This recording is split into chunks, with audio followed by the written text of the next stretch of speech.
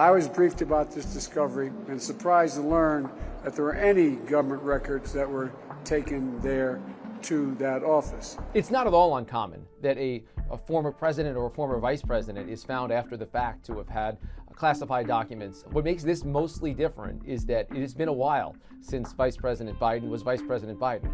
So the idea that they're only now coming to light makes this unique.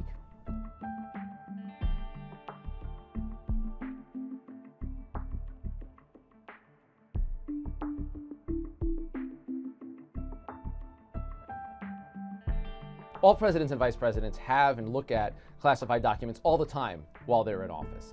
When they're out of office, though, they're not supposed to have any of them. The way it usually works is that the National Archives works with White House aides and any staffers for an outgoing president or vice president to identify what documents are personal in nature and what are government property and what are classified in nature. The responsibility is on any individual who has classified documents to make sure that they are properly secured and ultimately properly returned to the right authorities. No private citizen has a right to have classified documents.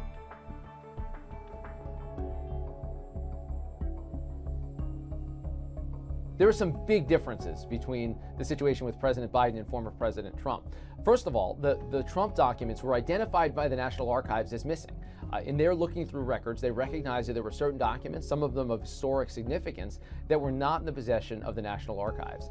Ultimately, a search warrant executed where there were dozens of boxes of documents that were found to still be in the possession of the former president.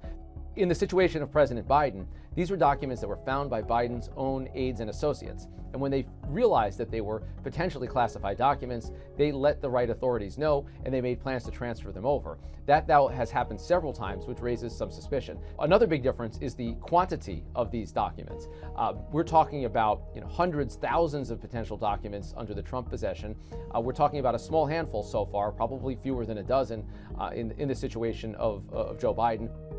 The other big question to answer is going to be intent. Former President Trump says that he declassified these documents and intended to take them with him. Joe Biden says he doesn't even know what's in these documents, and he was surprised to learn that they were in the possession of anyone other than the federal government in the first place. I also said we're cooperating fully and completely with the Justice Department's review. The protocol would be that if there's some kind of allegation or concern about improper handling, the Justice Department would be on the case. In this case, though, the Justice Department is controlled by President Biden, ultimately. Even if he were to say he is not putting any pressure on the Attorney General is a member of his cabinet, was appointed to that position by him, so there's the potential for a conflict of interest.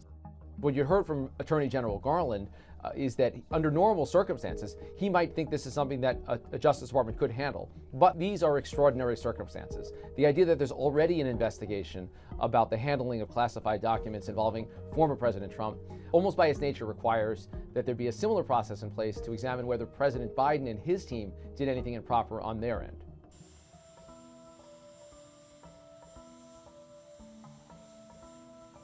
President Biden has several big issues to tackle here. One is the PR aspect of this. The optics of allegations around improperly stored government documents are not good, particularly given the way that he has been very critical of how former President Trump handled this. And this investigation is likely to dovetail with one that the Republicans on Capitol Hill are launching and become a recurring headache for President Biden. Special counsels rarely deliver good news for a White House. This is not a good news story for this White House.